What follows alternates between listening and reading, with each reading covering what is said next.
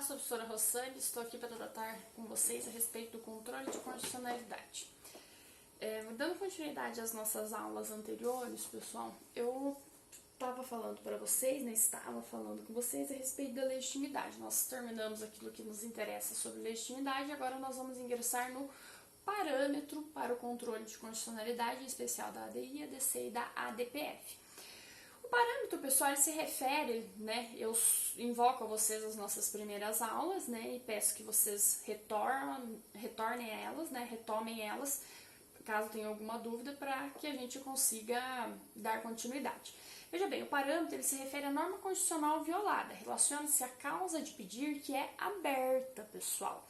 Quando eu falo da expressão assim, causa de pedir aberta, o que eu estou dizendo? Que o parâmetro ele abrange todas as normas da Constituição, independente daquelas que foram violadas, tá?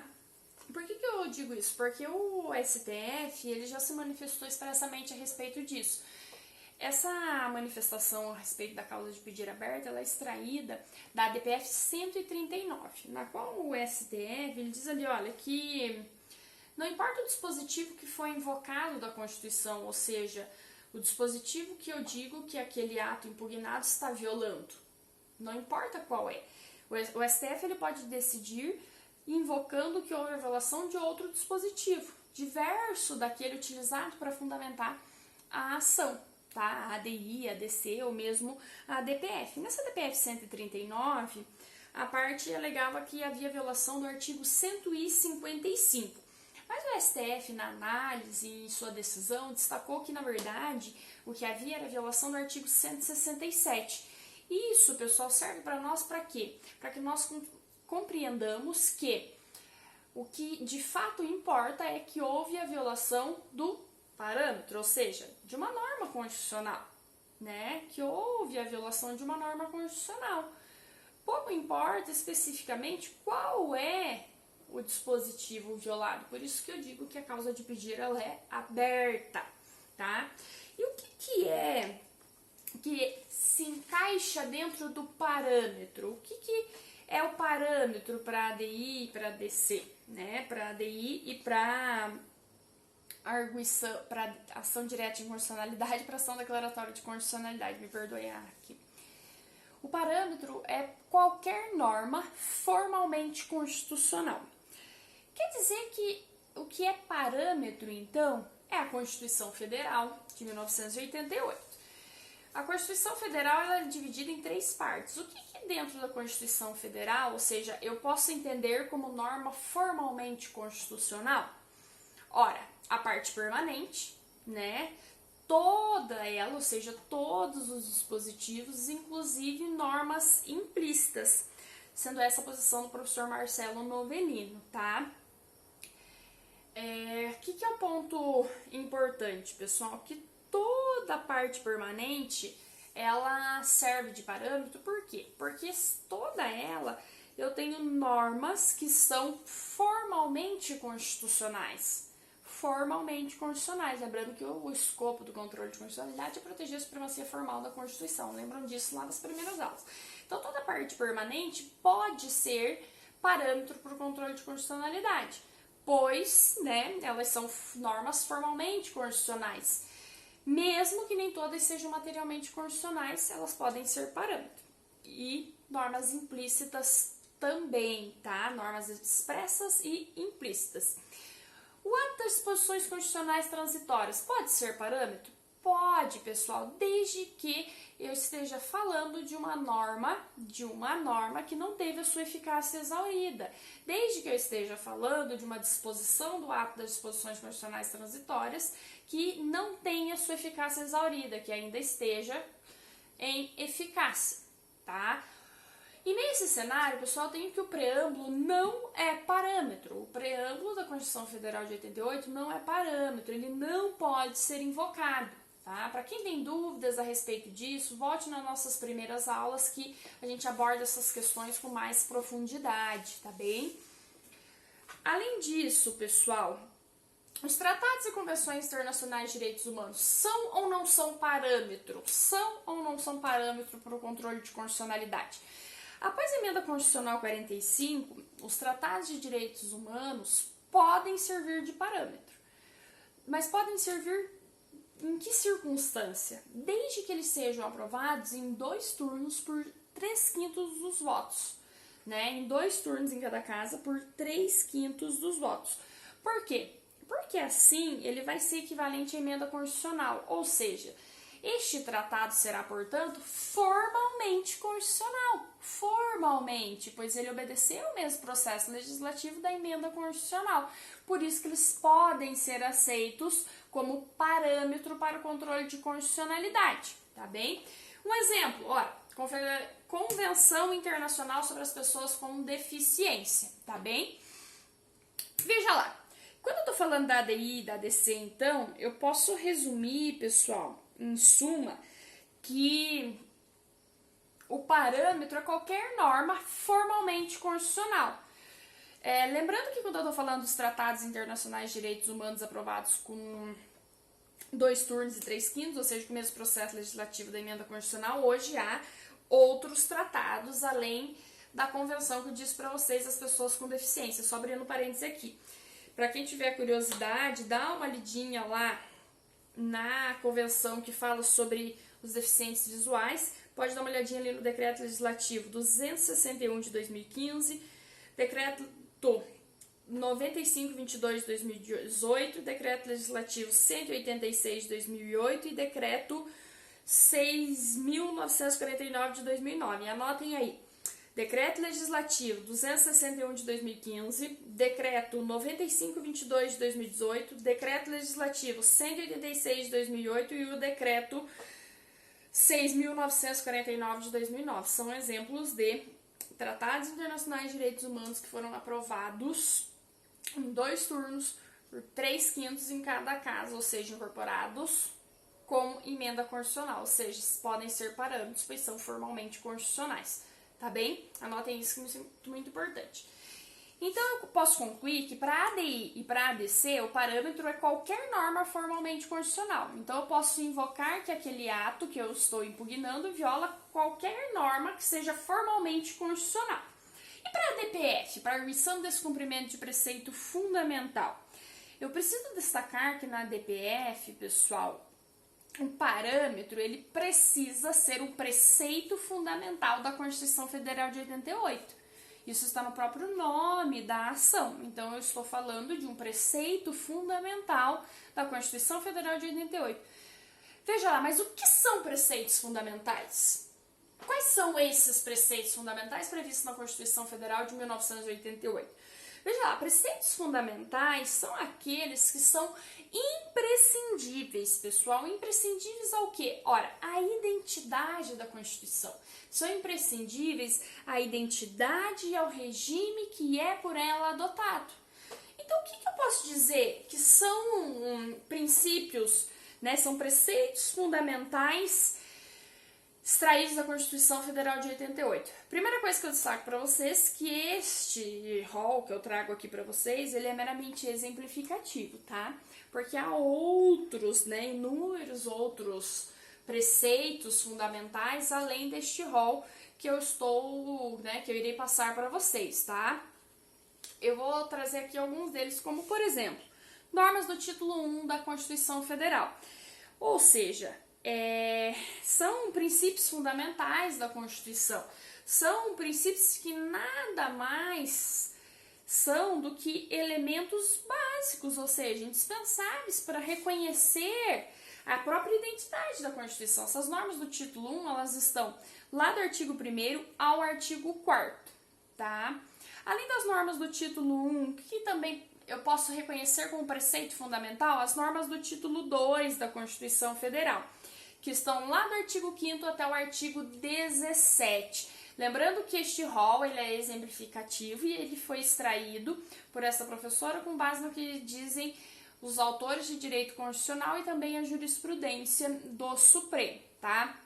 Lembrando que quem concorda com este rol, né, quem também esclarece a respeito dele e elucida é o professor Marcelo Novellino. Este rol também pode ser extraído da obra dele com destaque de que é exemplificativo. Peço que frisem isso para que ninguém seja induzido a erro em uma eventual prova de concurso público, uma prova na faculdade, o que quer que seja, tá bem?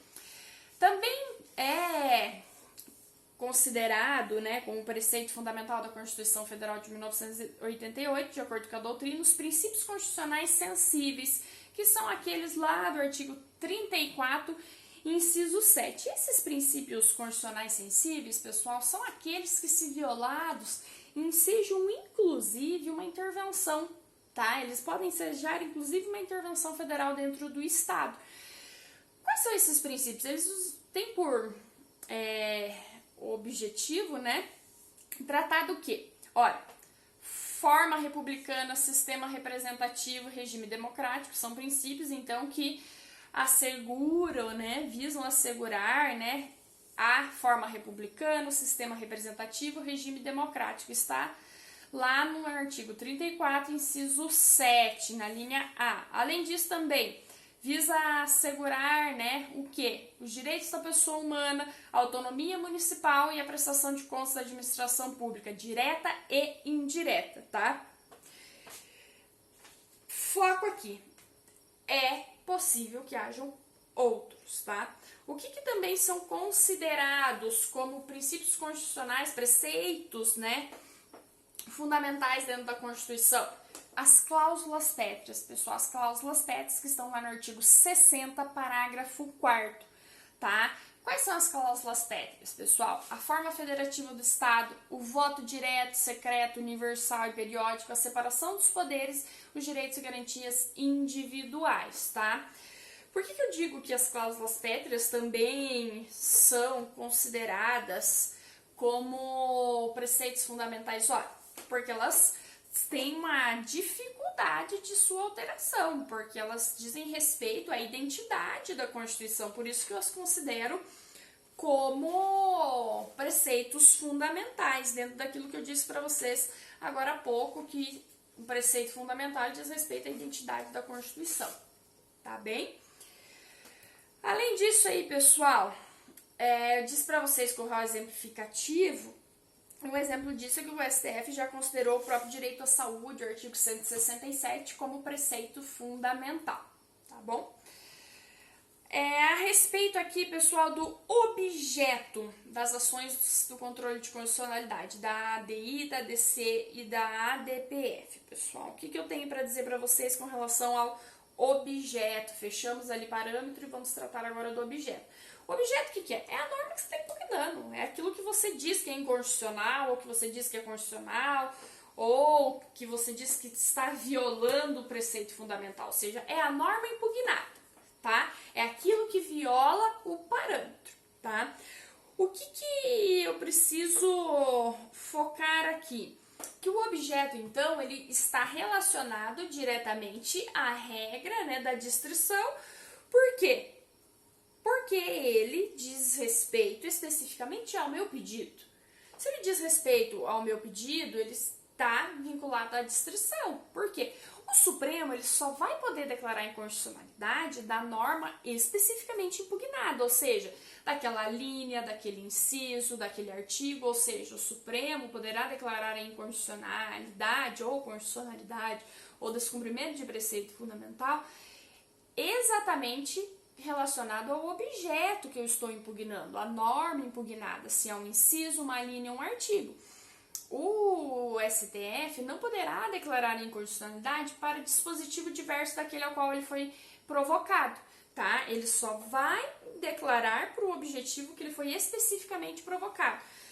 Eu destaco isso para vocês porque a gente já falou em outra aula que dentro do controle abstrato não é possível declaração de ofício, então por isso que vale a regra da distrição com relação ao objeto, pois o objeto que eu estou impugnando me diz o pedido, ou seja, o objeto que eu impugno ele está diretamente relacionado ao pedido e por conta disso a regra da distrição, pois o Supremo não pode decidir de forma a abordar outros dispositivos. Então o controle abstrato, pessoal, significa que não há declaração de ofício. Eu já disse isso para vocês, que não há declaração de ofício, tá? Por isso que eu tenho a regra da distrição. Se é a linha A, é a linha A. Não é a linha B e C, tá? Se é o inciso 1 é o inciso 1, não é o 2, o 3. Se é o parágrafo primeiro, não é o parágrafo segundo, o parágrafo terceiro. Tá bem? Nada impede que eu esteja falando da lei como um todo, do artigo como um todo, tá bom? O controle difuso, só para a gente voltar aqui um pouquinho, né, o concreto, eu posso ter declaração de ofício, lembrem disso. Abstrato, concentrado, não tem declaração de ofício. Concreto, difuso, pode ter declaração de ofício, tá bom? Há algumas exceções, pessoal, essa regra da distrição, ou seja, que vale para aquele artigo específico, para aquele dispositivo, para aquela linha específica. Sim, pessoal, algumas exceções. Que exceção é essa, pessoal? Quando eu estou falando da inconstitucionalidade por arrastamento consequente. Nós estudamos isso nas primeiras aulas, então eu sugiro que voltem lá. Lembra quando eu dizia para vocês, todos aqueles conceitos das primeiras aulas eram indispensáveis para essa compreensão aqui? Então, aqui, assim como já teve outros momentos, vocês vão precisar retornar aquelas aulas, caso não se lembre, para compreender esses termos técnicos, tá? Então, a exceção aqui, pessoal, é que na inconstitucionalidade por arrastamento consequente, é possível, então, que eu tenha aqui, né, uma exceção à regra da distrição. Aqui, pessoal, eu tô falando o seguinte, quando a norma é impugnada, ela guarda relação direta com uma outra norma que não foi impugnada, tá? Eu tenho, por exemplo, a norma impugnada, ela é um artigo 20 de uma lei, mas o artigo 21, ele tem vínculo direto com o artigo 20, por exemplo. Então, eu preciso, ou seja, há uma interdependência. A declaração da inconstitucionalidade daquele dispositivo vai afetar diretamente o dispositivo consequente. Então, eu tenho aqui uma inconstitucionalidade por arrastamento consequente, né? Que, então, eu estou fugindo, é uma exceção à regra da adstrição do ato, ou seja, a distrição do objeto impugnado dentro da ADI, da ADC ou mesmo da ADPF. Também vai acontecer isso, pessoal, quando uma norma impugnada, ou seja, às vezes é uma lei inteira, o STF declarou a inconstitucionalidade dela e eu tenho um decreto que regulamenta ela. Veja bem, esse decreto, pessoal, ele também vai ser atingido, vai ser uma inconstitucionalidade por arrastamento consequente, tá? Porque haverá inconstitucionalidade do decreto que regulamenta aquela lei, tá bom? Por uma via consequente. Outro aspecto importante, pessoal, se eu tenho eu questiono a inconstitucionalidade material de uma norma, né? O objeto é a inconstitucionalidade material. O STF não poderá se pronunciar a respeito da inconstitucionalidade formal. Veja, professora, mas não é um dispositivo nem nada. Mas ora, pessoal, nós estamos falando com relação à matéria e às formalidades do processo legislativo.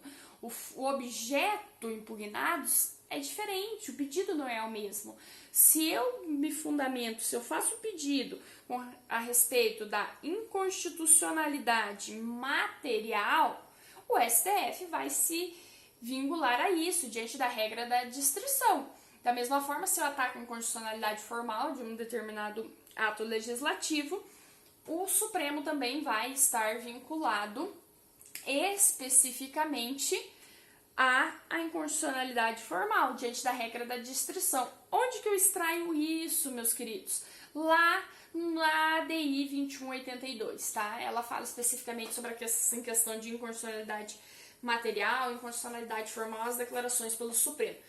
Quer dizer o quê? Que mesmo que o Supremo ele está analisando lá a inconstitucionalidade material e ele verifica que há inconstitucionalidade formal, ele não vai poder se manifestar, ainda que seja o contrário também, tá? Porque não é possível declaração de inconstitucionalidade de ofício, tá bom? Dentro do aspecto da inconstitucionalidade, do controle de constitucionalidade abstrato e também concentrado. Pessoal, aqui eu encerro a aula de hoje, sendo que na próxima aula a gente vai falar a respeito das perspectivas e aspectos do controle de constitucionalidade, iniciando com relação à perspectiva aspecto material. Para quem gostou, por favor, dá um like, se inscreve no canal e ativa o sininho. Eu conto com vocês na nossa próxima aula.